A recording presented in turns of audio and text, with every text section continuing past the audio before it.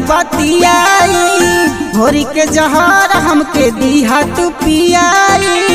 पियावा के पाके तू ता खुश रहबू, जई हता बात एगो मोरा के बतइहा, मुआला के बाद जानी हमके सतइहा। उठी जनाजा हमर का करबू, हमरा नी तंदरुस्त रहबू, पियावा के पाके तू ता खुश रहबू। हमरा नी तंदरुस्त रहबू, पियावा के पाके तू ता खुश रहबू। पियावा के पाके तू खुश रहबू, पियावा के पाके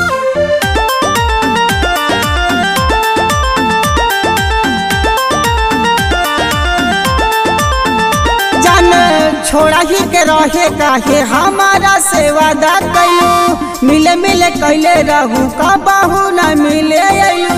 पियावा के पाके तू ता खुश रहबू, तोरा पे कैनी हम भरोसा हो, बोला का बाटे तोहर पेशा हो।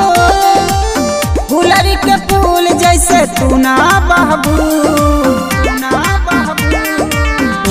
हमरा नी तंदरुस्त रहबू, पियावा के पाके तू ता खुश रहबू।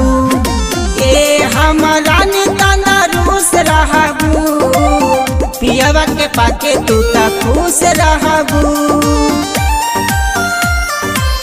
पियावा के पाके तू खुश रहबू, पियावा के पाके